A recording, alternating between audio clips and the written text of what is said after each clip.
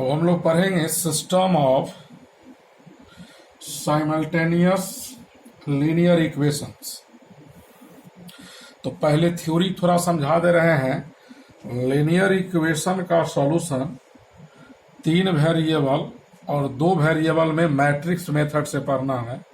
Theory अभी हम n variable के लिए पढ़ाने जा रहे हैं, फिर सवाल बना देंगे दोनों पर, क्लियर आप लोग का हो जाएगा। तो देखिए, let system of n linear equations in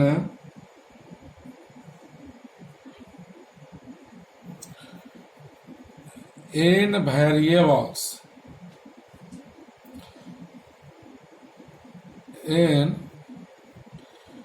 variables are n linear equation n variable में a11 x1 a12 x2 plus a13 x3 plus dot dot dot dot a1n xn is equal to b1। ये first equation हुआ। Theory पढ़ा रहे हैं n variable के लिए, लेकिन equation board में या मेंस में आएगा तो 3 वेरिएबल या 2 वेरिएबल का होगा। a21 x1 a22 x2 a23 x3 plus dot dot dot a2n xn is equal to b2। Second equation. Third equation a31 x1 a32 x2 a33 x3 plus dot dot dot a3n xn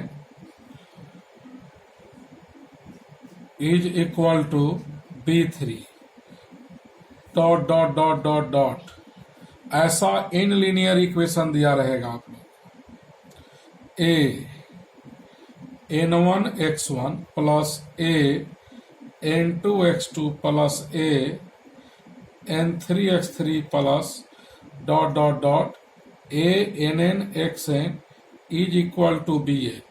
तो first equation, second equation, third equation, total n equations है। x1 x2 x3 xn variable है और a11 a12 x1 x2 x3 में जो multiply है वो constant है। तो जब भी ऐसा n इक्वेशंस दिया रहे बोर्ड में, 3 ही इक्वेशन होगा 3 वेरिएबल में या 2 इक्वेशन 2 वेरिएबल में, हमें भी थ्योरी पढ़ा रहे हैं। तो सबसे पहले आप एक मैट्रिक्स A लिखिएगा। एक मैट्रिक्स A क्या लिखिएगा? इस इक्वेशन में वेरिएबल का जो कोएफिशिएंट है, फर्स्ट इक्वेशन में x1 x2 x3 से लेकर xn तक का जो कोएफिशिएंट है वो फर्स्ट रो में a11 a12 a13 dot dot dot a1n a21 a22 a23 dot dot dot a2n a31 a32 a33 dot dot a3n dot dot dot dot an1 an2 an3 dot dot dot ann। एक matrix variable के coefficient से एक matrix लिखेंगे। पहला equation में जो variable का coefficient है फर्स्ट रो, सेकेंड इक्वेशन में जो कोएफिशिएंट है सेकेंड रो, थर्ड इक्वेशन का थर्ड रो में, nth इक्वेशन का कोएफिशिएंट nth रो में। ये हम लोग लिख लेंगे। उसके बाद हम लोग क्या करेंगे, x इज इक्वल टू लिखेंगे एक मैट्रिक्स। इस इक्वेशन में कौन कौन वेरिएबल है, x1 से लेकर xn तक। तो इसमें लिखेंगे x1 x2 x3 dot dot dot xn तक, x1 से लेकर xn तक। b इज इक्वल टू लिखेंगे एक मैट्रिक्स। यहाँ इक्वेशन में जो RHS में नंबर है b1 से लेकर bn तक, b1 b2 b3 dot dot dot bn। ए कोएफिशिएंट से जो मैट्रिक्स बनेगा ये ऑलवेज स्क्वायर मैट्रिक्स होगा। एक एक्स कॉलम मैट्रिक्स जो वेरिएबल होगा कॉलम में लिख देंगे और यहाँ इसको लिखेंगे। अब देखिए आगे, हम लोग यहाँ ए जो लिखे हैं, इक्वेशन में वेरिएबल के कोएफिशिएंट से जो मैट्रिक्स बना, यहाँ एक्स लिखा, यहाँ बी लिखा। और एवब इक्वेशन से हम लोग लिख सकते हैं A x is equal to B, A x is equal to B, यानी ए के जगह इतना डाल, एक्स की जगह इतना, इन दोनों को मल्टीप्लाई करेंगे और इक्वेट करेंगे LHS RHS, तो यह इसके इक्वल, यह इसके इक्वल, यह इसके इक्वल आ जाएगा। A x is equal to B, इसको मान लिया इक्वेशन 1। अब मान लो if A is non singular matrix, A is non singular matrix, अगर ए नॉन सिंगुलर मैट्रिक्स है तो ए का इनवर्स होगा, ए नॉन सिंगुलर मैट्रिक्स है तो ए का इनवर्स होगा। नेक्स्ट पेज पर हम लोग आ रहे हैं, देखिए, therefore A inverse is exist, अगर ए नॉन सिंगुलर मैट्रिक्स है तो ए इनवर्स एग्जिस्ट करेगा, तो since A x is equal to B है, ये थ्योरी पढ़ा रहा है, थ्योरी याद रखना जरूरी नहीं है समझने के लिए। Pre multiplying both sides by A inverse, दोनों तरफ ए इनवर्स से मल्टीप्लाई कर रहे हैं, इस इक्वेशन में दिया हुआ है इक्वेशन फर्स्ट, तो A inverse into A x is equal to A inverse B. अब एसोसिएटिव लॉ से ए इनवर्स ए इंटू ए एक साथ होगा, एक सलाह ए इनवर्स बी, और ए इनवर्स ए को हम लोग आई एन लिखेंगे, यूनिट मैट्रिक्स या आइडेंटिटी मैट्रिक्स कहिए, ए इनवर्स बी, तो x is equal to A inverse B. इसी फॉर्मूला से लिनियर इक्वेशन में जो भी वेरिएबल होगा उसका वैल्यू निकलेगा। जैसे इस इक्वेशन में देखिएगा x1 x2 x3 xn N variable था, उसको हम लोग x इज इक्वल टू मान लिए हैं कॉलम मैट्रिक्स, और जो कोएफिशिएंट था first equation, second equation, third equation, उसको मैट्रिक्स ए के फॉर्म में लिखा, और RHS में जो नंबर था इक्वेशन का उसको कॉलम मैट्रिक्स बी माना। अब ए निकालने के बाद ए का इनवर्स निकालना होगा, इसमें मौजूद variable x1 x2 x3 xn का वैल्यू तभी निकलेगा जब आप ए निकालिएगा तो ए का इनवर्स, और इसी फॉर्मूला से x is equal to A inverse B से इस इक्वेशन का सॉल्यूशन निकलता है। 10 लिख दे रहे हैं, solution of above n linear equations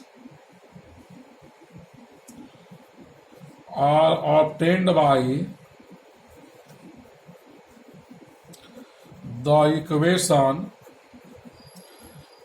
by the equation x is equal to a inverse b। यहाँ जो n इक्वेशन है इसका सॉल्यूशन इसी इक्वेशन से निकलेगा, इस इक्वेशन का सॉल्यूशन यहाँ x is equal to A inverse B से। अब नेचर ऑफ सॉल्यूशन, जो ऊपर हमने इक्वेशन एन लीनियर लिया था उसका नेचर, तो nature of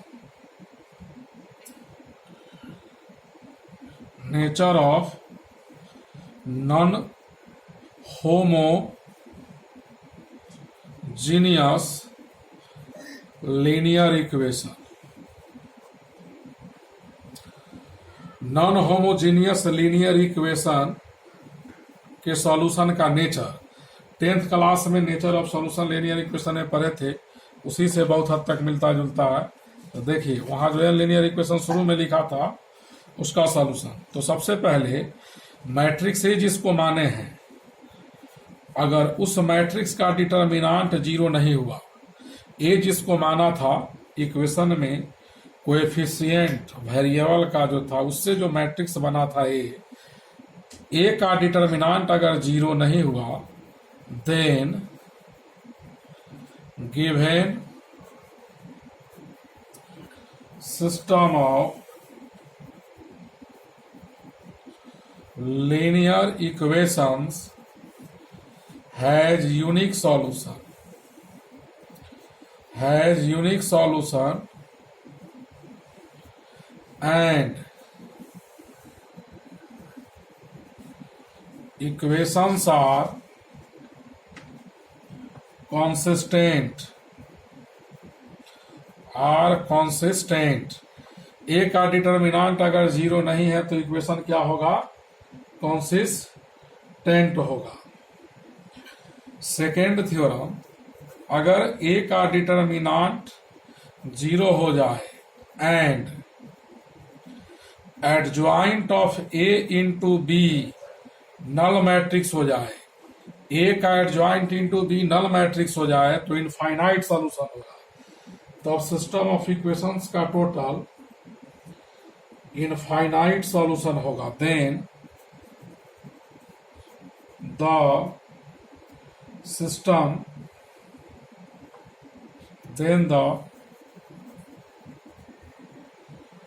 system of equations, E Q का पावर एन है, equations is consistent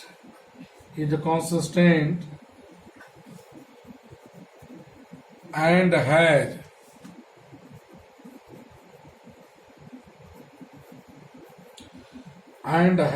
infinitely many solution।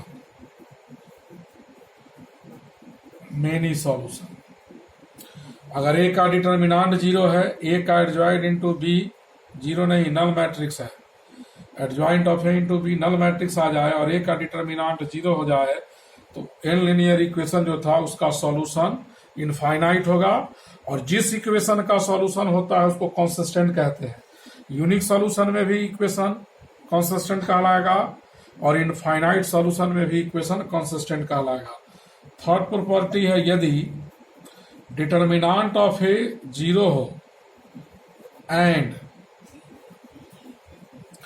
Adjoint of A into B null matrix नहीं हो, देन ए का डिटर्मिनांट जीरो हो, ए का एडजॉइंट और बी का प्रोडक्ट नल मैट्रिक्स नहीं हो, इन दोनों का प्रोडक्ट नल मैट्रिक्स नहीं हो, then equations is inconsistent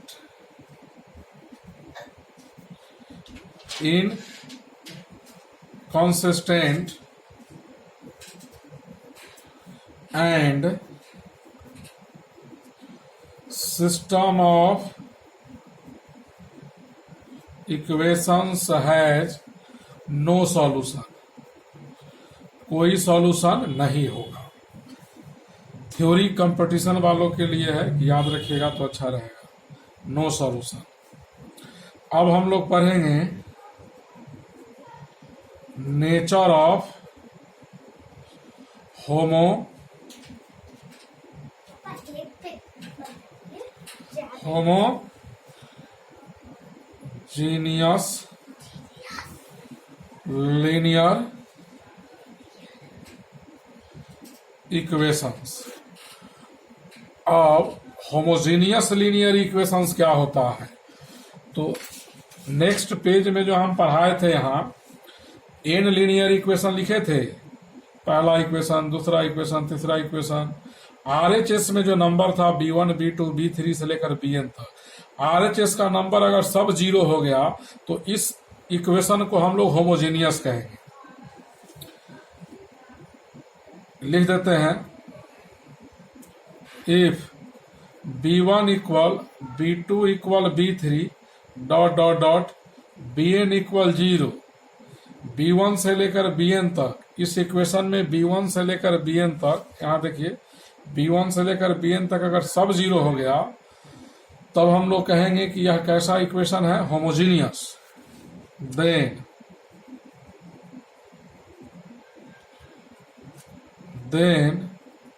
system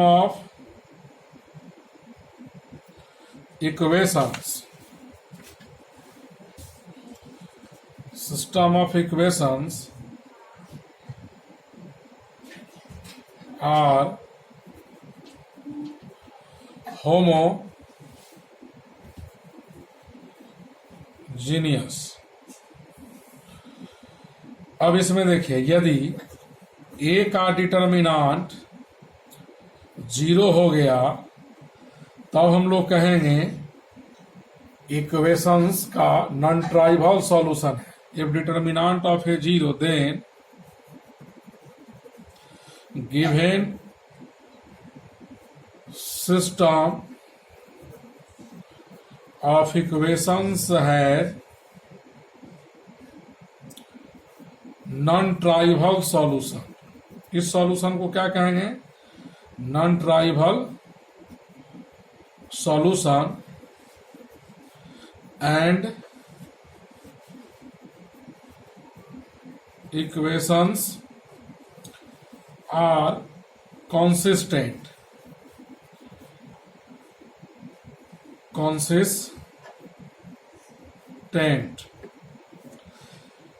in this case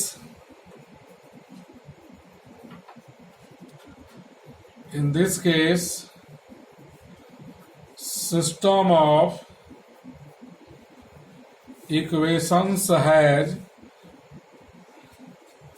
infinite solution।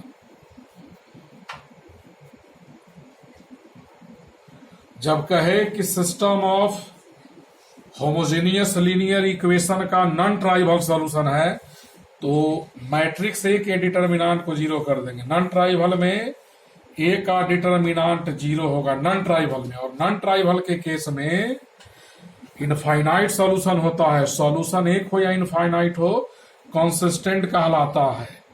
लेकिन अगर ए का डिटर्मिनेंट जीरो नहीं है then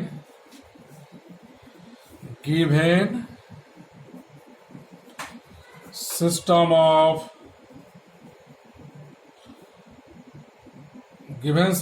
of homogeneous linear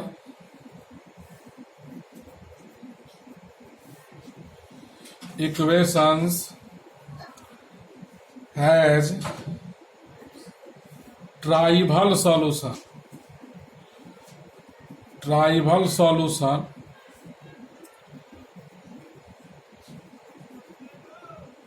in this case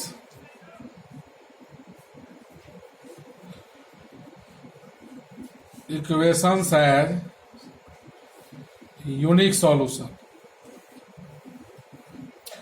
all variables इसमें जीरो होगा, डॉट डॉट डॉट सब का सब वेरिएबल जीरो हो जाएगा। जितना वेरिएबल होगा वो सब जीरो। ये नेचर ऑफ सॉल्यूशन है। अब थ्योरी के बाद सवाल बता देते हैं, आपका कंसेप्ट क्लियर हो जाएगा। देखिएगा एक्स वाई जेड का वैल्यू कैसे निकालते हैं। तो पहले दो वेरिएबल है, find x and y from matrix method. और मैट्रिक्स मेथड से एक्स वाई का मान निकालना है। इक्वेशन है 2x plus 3y equal to 1, x minus 3y equal to 2। इस दो इक्वेशन से हमको एक्स वाई का मान निकालना है। तो पहले एक मैट्रिक्स ए मानेंगे जिसके अंदर का एलिमेंट, दो इक्वेशन दो वेरिएबल, तो फर्स्ट रो में पहला इक्वेशन का कोएफिशिएंट 2 और 3 को यहाँ लिखेंगे फर्स्ट रो में, और सेकेंड इक्वेशन का कोएफिशिएंट 1 और -3 यहाँ। उसके बाद x is equal to column matrix लेंगे, इसमें दो वेरिएबल एक्स वाई, तो कॉलम में लिख देंगे, और एक b लेंगे जो RHS में नंबर है उसको कॉलम में लिखेंगे। दो वेरिएबल का इक्वेशन कैसे सॉल्व करेंगे मैट्रिक्स मेथड से समझ लीजिए। a लिखेंगे, x लिखेंगे b, अब a का इनवर्स निकालेंगे। तो a inverse is equal to होता है adjoint of a by determinant of a। तो सबसे पहले ए का डिटर्मिनेंट निकाल लेते हैं। तो 2 1 3 -3 यानी कि -6 -3 -9 होगा। अब ए का एडजॉइंट कैसे निकलेगा? तो ए का एडजॉइंट एक मैट्रिक्स का ट्रांसपोज होगा, और यहाँ ए के अंदर जो एलिमेंट है वो नहीं लिखेंगे, 2 के जगह 2 का कोफैक्टर। तो 2 का कोफैक्टर -3 होगा, -3 का कोफैक्टर 2 होगा, 3 का कोफैक्टर -1 होगा, और 1 का -3। अब इसका ट्रांसपोज लेंगे तो क्या होगा? -3 -1 -3 2। फॉर्मूला होता है x is equal to A inverse b। तो x का वैल्यू हम लोग यहाँ xy लिया, ए इनवर्स का वैल्यू ए इनवर्स का वैल्यू होगा adjoint of A by determinant of A into B. ध्यान से देखेंगे तो यहां से x Y is equal to A का एडजॉइंट निकल चुका है यहाँ -3 -1 2 डिवाइडेड बाई डिटर्मिनेंट -9 निकल चुका है इनटू बी। बी का वैल्यू यहाँ है कॉलम मैट्रिक्स 1 2। अब इसको इसमें डिवाइड करेंगे तो 1/3 1/3 1/9 -2/9 1 2। अब क्या करेंगे हम लोग, इन दोनों को मल्टीप्लाई करेंगे मल्टीप्लीकेशन के नियम से। तो इसका रो इसका कॉलम 1/3 इंटू 1 प्लस 1/3 इंटू 2। इसका फर्स्ट रो इसका फर्स्ट कॉलम और फिर इसका सेकेंड रो इसका फर्स्ट कॉलम 1/9 प्लस -2/9 इंटू 2। यहाँ हमारा एक्स वाई कॉलम मैट्रिक्स में ये हो जाएगा 3/3 और ये हो जाएगा नीचे 9 और -3। कितना इज इक्वल टू हो जाएगा आपका 1 -1/3। देखिए x इज इक्वल टू 1 और y इज इक्वल टू -1/3।